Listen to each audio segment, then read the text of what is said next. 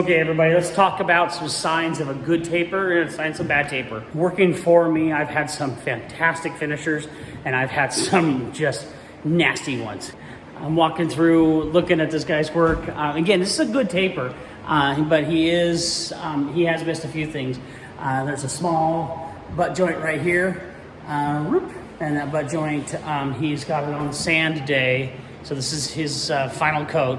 On sand day, he missed his skim coat on it. This is a sign of a pretty good taper where he just kind of runs right through all the boxes. There's no big jump marks or anything like that. So he boxed everything, he ran all of his metal. You can see we've got some wet mud around the metal still. He did a pretty nice job on all of his metal. However, in a hurry, he did forget to coat this metal, the outside of the door, and both sides of this stick.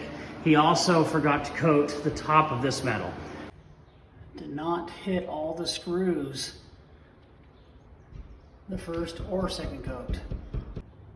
Did not pick his corners after his angle box.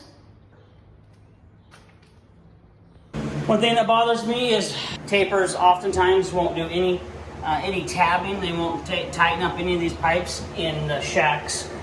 New construction, footage houses, it kind of bugs me that they don't do that. Another thing that really bothers me is when there's mud all over the tubs. So a couple things that a guy missed is not a big deal. He can get that after he sands and he can touch it up. It's not ideal, but it'll work.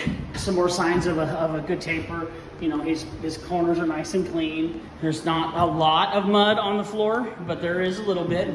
Not too big of a deal. His three-ways look all right. He's got to come in here and do some cleanup on these three-ways on his sand and touch-up day. Not really a big deal, but his work is pretty fair, pretty clean. So here's one where he crossed it out. This is what I really like to see, where after he ran his boxes, he striped it. Just gives it a little bit extra mud and makes it easier to sand.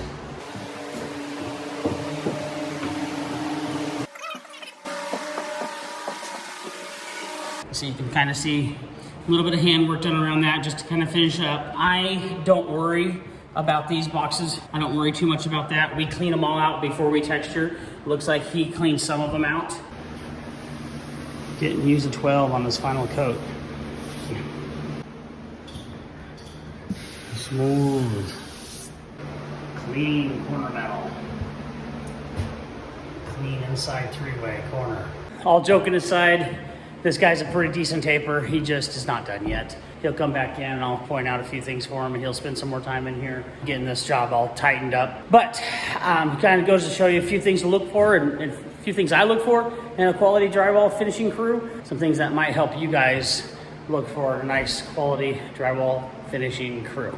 All right, that was fun, kinda.